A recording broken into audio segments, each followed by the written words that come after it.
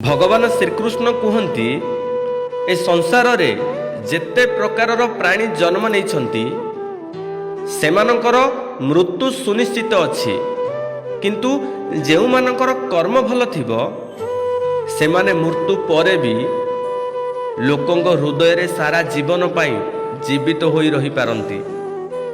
ए जीवन रे किछि नेइके आसीने आमे किछि भी नेइके जीवानी।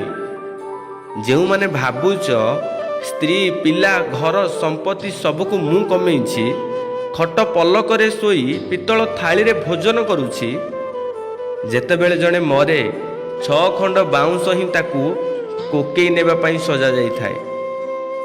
जो पितल थाली रे से खाउथिले ना माटी पात्र हो किबा बर पत्र रे दनी दियंती।